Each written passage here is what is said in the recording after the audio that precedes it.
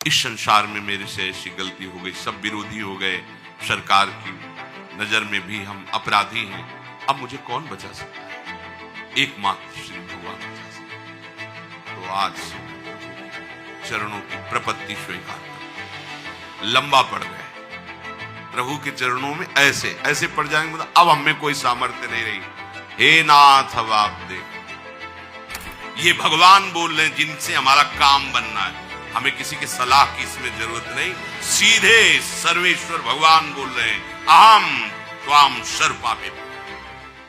जो मेरी शरण में आ गया, तेसा महम समुद्धरता, उसकी साधना नहीं, तेसा महम, मैं समुद्धरता मृत्यु संसार सागरा। विश्वास करो, ना करो तो भटकते रहो। बात पकड़ लो, बैठ जाओ। यहां केवल आश्रय से माला माल हो जाओ। कई बार आपको सुनाया है, हम लोगों को जो ये प्रपंच अधीन किए उसका कारण है हरि विमुखता। इनके सन्मुख होते ही सब भाग जाते हैं। जैसे सूर्य उदय होते ही अंधकार का पता नहीं लगता, ऐसे भगवत शरणागति का उदय होने पर कोई भी विकार, कोई भी प्रपंच उसे स्पर्श नहीं कर सकता। प्रपत्ति ये शरणागत के ही पर्यायवाची शब्द है। जैसे अब जान लिया कि अब तो कोई नहीं बचा पाएगा। कौन बचा सकता है? प्रभु केवल बचा सकते हैं। मैंने ऐसे ऐसे पाप किए, ऐसी ऐसी गलतियां की, अब तो मुझे नरक जाना पड़ेगा, भारी दंड भोगना पड़ेगा, या इस संसार में मेरे से ऐसी गलती हो गई, सब विरोधी हो गए, सरकार की नजर में भी हम अपराधी हैं, अब मुझे कौन बचा सकता है? एकमात्र श्री भगवान बचा सकते हैं। तो आज से मैं प्रभु के चरणों की प्रपत्ति स्वीकार करता हूं। लंबा पड़ गए प्रभु के चरणों में, ऐसे ऐसे पड़ जाएंगे मतलब अब हमें कोई सामर्थ्य नहीं रही। हे नाथ, अब आप देख लो। लात मारी रावण ने जब विभीषण जी के, तो उनका अब रघुनाथ शरण जा रहा हूं, कोई मुझे दोष मत देना, क्योंकि अब कोई मुझे बचा नहीं सकता। ये लंकाधिपति त्रिभुवन का शासन करने में समर्थ है। अगर इससे भी बड़ा कोई है तो मेरे प्रभु हैं, वही मुझे बचा सकते हैं, वही संभाल सकते हैं। प्रपत्ति, प्रभु के चरणों में गिर जाना अंदर से, बस अब इसीलिए भगवान कहते हैं उसे तुरंत महात्मा मानो। यद्यपि वो दुराचारी रहा है, सांगो पांग पाप करता रहा है, पर प्रपत्ति उसने स्वीकार कर ली, मेरी शरण में आ गया। अपिचेत्सु दुराचारो भजते माम अनन्य भाग, अन्य कोई अब नहीं रह गया, मेरे ही केवल। तो साधुरेव समन्तव्य, उसे उसी क्षण महात्मा मानो। अब मैं महात्मा बनाऊंगा, तुम्हें मानना होगा वो महात्मा हो गया है। बहुत बड़ी ये बात है। और सहारा, ये शरणागति का ही शब्द है। जैसे कोई जल में डूब रहा है, अब तो बस मरना ही मरना है, पर कोई सहारा मिल गया, किसी ने हाथ पकड़ा दिया, किसी ने हमको बचा लिया, तो इस भव समुद्र में दूसरा कोई समर्थ नहीं कि मुझे डूबने से बचा सके। एक ही सहारा है, बस हरि आश्रय, हरि शरणागति, हरि, दूसरा कोई आश्रय नहीं, कोई सहारा नहीं। ये बात उस उपासक के हृदय में बैठ गई, प्रभु ही मेरे सहारा है। संसार समुद्र से, काम क्रोध लोभादि की इस भयावह आक्रमण से मैं मरा, मैं तो डूबा। अब अगर कोई बचा सकता है तो मुझे प्रभु बचा सकता। सच्ची बात, सच्ची बात। अब वो अपने जन्म मरण के भय से भयभीत होकर के डूबने से बचने के लिए प्रभु का सहारा ले लिया, हो गया काम। ये सभी शब्द शरणागति के ही भाव को प्रकाशित करते हैं, अर्थात शरणागति के ही पर्यायवाची शब्द हैं। इसे कहते हैं शरणागति। शरणागति तब होती है जब प्रभु का ही आश्रय, प्रभु का ही अवलंबन, प्रभु की ही अधीनता, प्रभु की ही प्रपत्ति और प्रभु का ही सहारा। प्रभु का आश्रय जीव ही आप ले लेंगे तो आपका मन और बुद्धि प्रभु में स्वाभाविक लगने लगेगा। ये जो हम बहुत वर्षों तक साधना करने पर सफल नहीं हो पाते और हमारे अंदर एक कमी बनी रहती है कि प्रभु में मन बुद्धि लगना तो दूर की बात रही, वो जहां लगाने जैसे भागता ही है, प्रपंच का चिंतन करता है, कैसे संभले, बहुत वर्ष हो गए। तो ये तुम्हारी शरणागति की कमी और अहंकार होने के कारण है। नहीं तो शरणागति के लक्षण में वर्णन करते हैं, जीव ही आपने हृदय से दृढ़ता पूर्वक आश्रय लिया तो प्रभु में मन बुद्धि स्वयं लगने लगेगी, वो आकर्षित कर लेंगे। आश्रयदाता वो घसीटेंगे तो मन बुद्धि क्या कि प्रपंच की तरफ जा सके। अगर मन और बुद्धि तुम्हारा प्रभु में नहीं लग रहा है तो अभी आप शरणागत नहीं हो। कोई न कोई अन्य आश्रय, अन्य बल, अहंकार अभी है। अभी शरणागति बहुत महामहिम स्थिति है। आप मन को अपना माने हैं, बुद्धि को अपना माने हैं, शरीर को अपना माने हैं और किस किस को अपना माने हैं, इसीलिए ऐसा नहीं हो रहा। मन बुद्धि प्रभु में निरंतर नहीं लग रहे। जिस दिन आप प्रभु के हो गए तो सारा का सारा ये सिस्टम प्रभु का हो जाएगा। फिर जो प्रभु का हो गया उसे कोई भी परास्त नहीं कर सकता। ये बात समझो। मदाश्रय, जो भगवद आश्रित है उसे कोई परास्त नहीं कर सकता। सांसारिक वस्तु, व्यक्ति जिनका तुम अपनापन लिए हो, जिनका आश्रय लिए हो, ये सब नाश की तरफ प्रतिपल जा रहे हैं। तुम्हें क्या बचा पाएंगे? इसलिए किसी वस्तु, व्यक्ति का जो तुम्हारे हृदय में आश्रय है वो तुम्हारे लिए बहुत हानिकारक है, क्योंकि तुम शरणागत हो। हमारे हृदय की ऐसी कुछ स्थिति हो जाती है कि हम सबसे ज्यादा महत्व देने लगते हैं धन को। धन है तो भोग सामग्री है, भोग सामग्री सुविधा है तो शरीर है, और शरीर है तो हम हैं। फिर तो बस आनंद है, क्योंकि जो चाहेंगे वो भोगेंगे। तो क्या ये परमार्थ का स्वरूप हुआ क्या? शरीर की प्रियता, भोगों की प्रियता धन से पूरी हो रही तो धन की प्रियता। क्या धन और शरीर यही हमारा लक्ष्य है? नहीं नहीं, ये तो साधन है, लक्ष्य तो हमारा प्रभु है। तो क्या धन के बिना भगवत प्राप्ति नहीं हो सकती? सही पूछो तो धन के बिना ही भगवत प्राप्ति होती है। धन से किसी को भगवत प्राप्ति आज तक नहीं हुई। धन से किसी को भगवत प्राप्ति, धन से संबंध हटाया, त्याग किया तो उनको भगवत प्राप्ति। जिस धन को अपना माने थे उस धन का त्याग किया, वो चाहे किसी सेवा निमित्त से या कैसे भी, उससे अपनापन हटाया। जहां धन का त्याग हुआ वहीं भगवत प्राप्ति की योग्यता आती जाती। जहां धन को अपना माना वो भगवत प्राप्ति की योग्यता खो देगा। ये अंदर की बात है। प्रभु को तुम अपना मानते हो या धन को अपना मानते हो, परिवार को अपना मानते हो, भोगों को अपना मानते हो, ये देखना होगा। नहीं तो जबान से कहोगे मैं प्रभु की शरण में हूं, अभी हम ठीक नहीं हो रहे, अब हमारे अंदर विकार है, हमारे अंदर अशांति, बड़ी परेशानी तुमने जमा कर रखी है, वो भी वो हटा देंगे। आओ शरणागत हो, वो हटा देंगे। रोना चिल्लाना मत, चुप रहो, वो हटा देंगे। उनको जो अच्छा लगेगा वही रखेंगे, नहीं हटा देंगे। तुम्हारे सोचने की जरूरत नहीं पड़ेगी, तुम तो केवल ऐसे हो जाओ। पर हम ऐसे होते कहां हैं? वो एक जगह स्वाध्याय करते हुए उसमें पढ़ा था कि अगर आपका if wealth is lost nothing is lost, if health is lost something is lost, if character is lost everything is lost. आपका धन गया तो कुछ नहीं गया। If wealth is lost nothing is lost. आपका धन गया तो कुछ नहीं गया। If health is lost something is lost, आपका स्वास्थ्य गया तो कुछ गया। If character is lost everything is lost, आपका चरित्र गया तो कुछ नहीं रह गया, सब कुछ गया। हमारी उल्टा सोच है, चरित्र गया तो कुछ नहीं गया।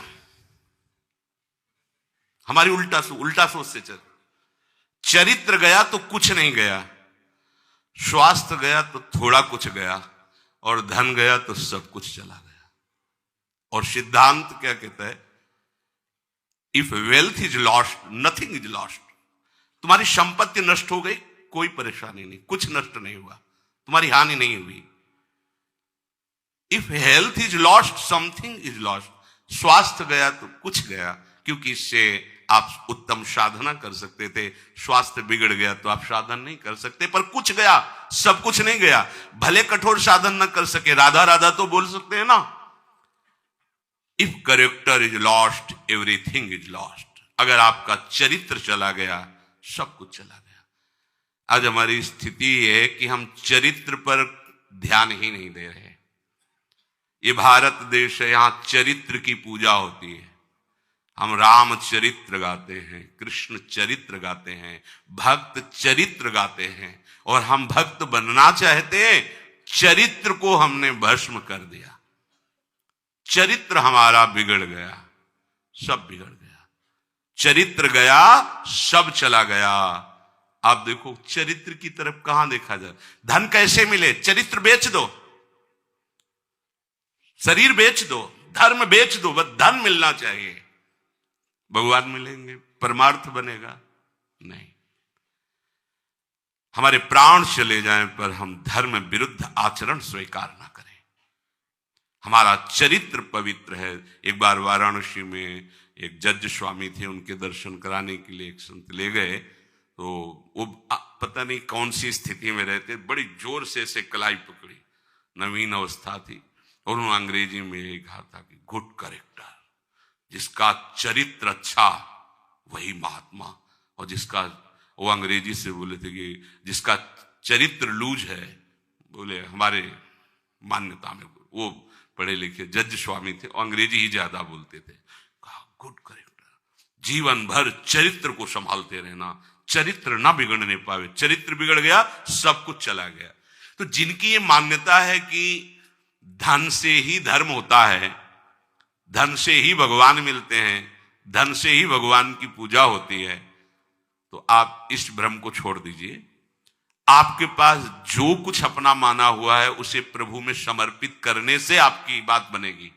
जो कुछ माना हुआ है वो त्यागने से हुई। त्यागाच्छांतिरनंतरम, यदि अपना मान करके उसे देते हैं तो, अगर दान करते हैं, धर्म में लगाते हैं, तो कई गुना बढ़ के मिलेगा। इतने में तो तुम अहंकार नहीं छोड़ पा रहे, कोई गुना और मिलेगा तो अहंकार और बढ़ जाएगा।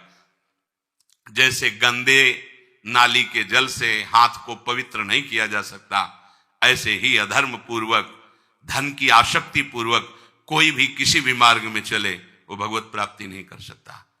उसका महत्व प्रभु के आश्रय पर होना चाहिए। केवल प्रभु की विमुखता से ही ये संसार हमें दुख दे रहा है। इसलिए केवल प्रभु के सन्मुख हो जाओ, तुम स्वतः सिद्ध भगवान के अंश हो। इसके लिए साधना नहीं करनी। तुम भगवान के संबंधी हो, भगवान के बच्चे हो, निज जन हो, इसके लिए साधना नहीं करनी। स्वतः सिद्ध पिता को पिता कहने के लिए साधना नहीं करनी होती, मानना होता है, और जानना तो मां की कृपा से होता है। ऐसे हमें बात माननी ही, जान तो हम गुरुदेव की कृपा से जाएंगे, वो सब हमें समझा देंगे। हमें मानना है प्रभु के सिवा हमारा कोई नहीं। ये हृदय में बैठा लो, ये जन्म व्यर्थ न जानने पावे। साफ साधनाओं की सार बात आज तुम्हें बता रहे हैं। प्रभु का भरोसा, प्रभु की अधीनता, प्रभु की प्रपत्ति, प्रभु का सहारा, प्रभु का अवलंबन, प्रभु की शरणागति, बहुत जोर की बात है। अब इसमें यह देखना है कि कुछ पहचान है कि आप शरणागति की तरफ बढ़ रहे हैं। प्रभु कह रहे हैं जो मेरी शरण में होता है वो चिंता अपनी छोड़ देता है। यदि तू अपनी चिंता भी कर रहा है और अपने को मेरा शरणागत भी कर रहा है तो मेरे प्रति तू अपराध कर रहा है, क्योंकि तेरे को अविश्वास है, तेरा अभिमान अभी सुरक्षित है, अविश्वास है, इसीलिए तू वाणी से शरणागति की बात करता है, हृदय से तू शरणागत नहीं है। हृदय से शरणागत होने वाला अपनी चिंता छोड़ देता है। छोड़ो अपनी चिंता। देखो कितना प्रपंच लादे हो चिंता का अपनी। पता नहीं धन नहीं होगा तो वृंदावन वास कैसे होगा, परिवार से हट जाएंगे तो धन मिलना बंद हो जाएगा, और अगर ऐसा तो ऐसा साधन नहीं बना, पता नहीं प्रभु स्वीकार करे कि ना करें, और हो सकता है अपराध बन जाए वृंदावन में तो नरक ही मिलेगा, और क्या क्या क्या क्या परेशान है। वैष्णवों से मिलेंगे तो वैष्णव अपराध बन जाएगा, धाम में रहेंगे तो धामापराध बन जाएगा, नाम जपेंगे तो नामापराध बन जाएगा, इसलिए सब कुछ करना ही नहीं है।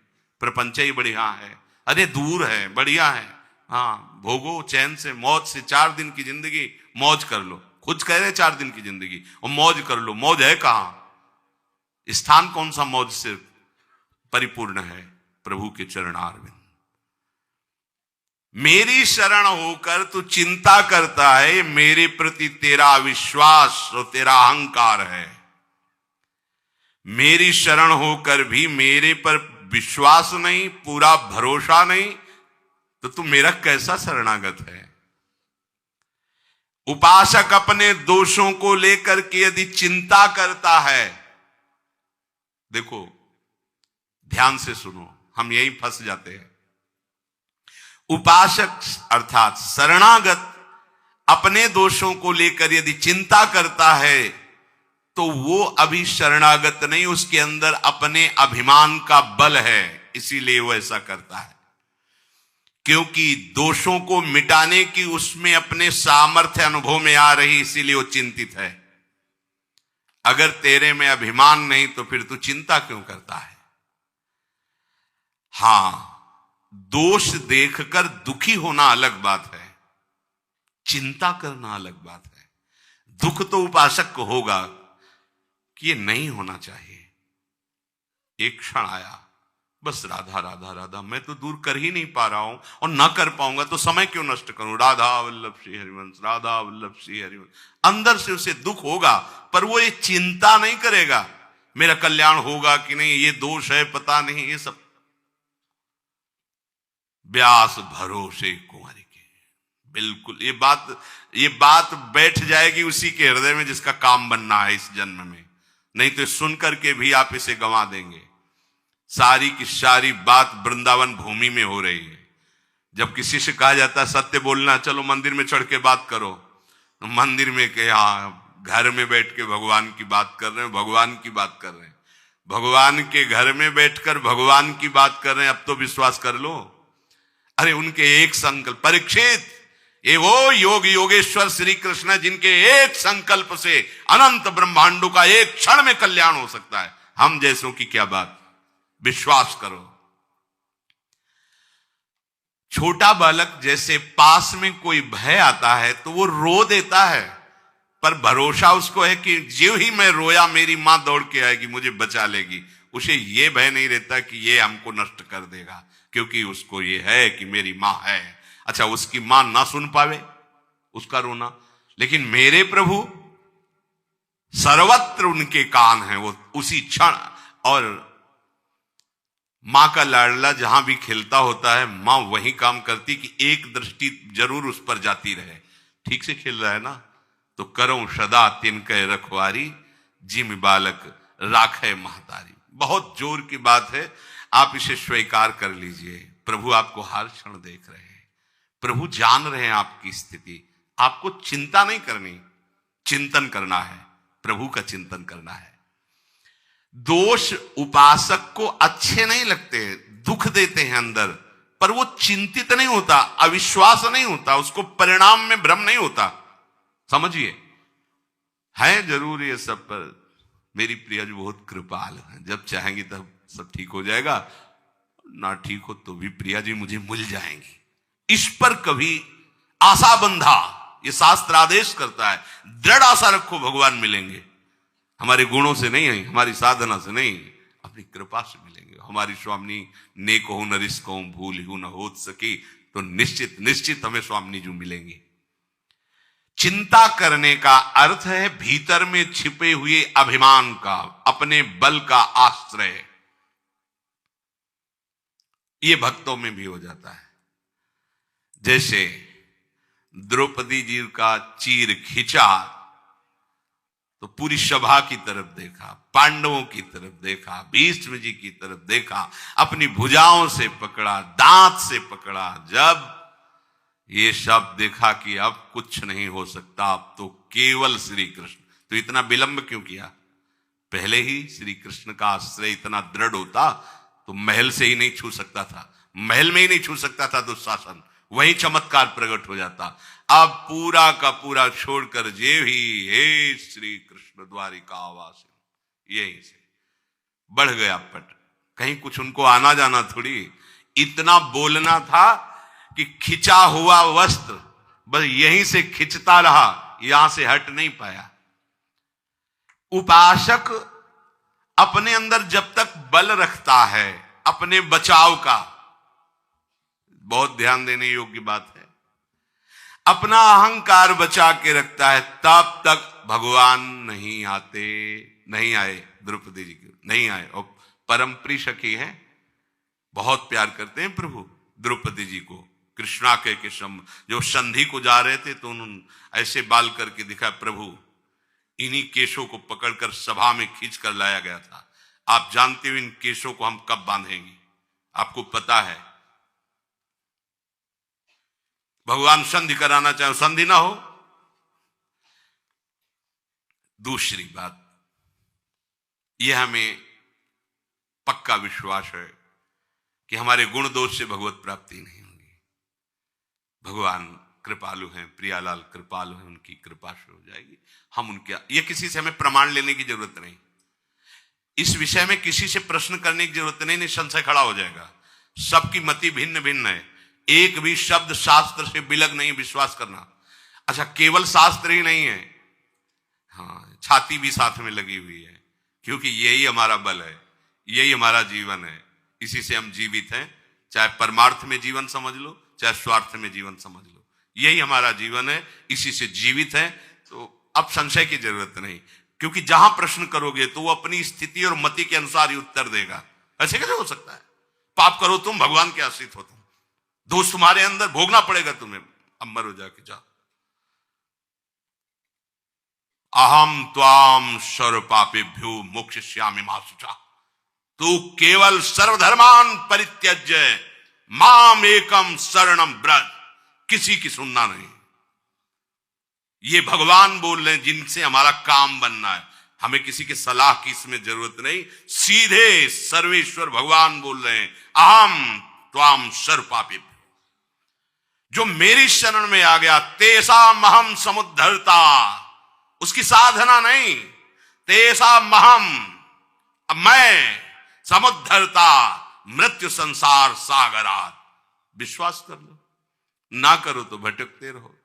हित ध्रुव जो विश्वास है तब वहीं सुधरे बात, ना तरु माया पंथ में फिरे जो टक्कर खात।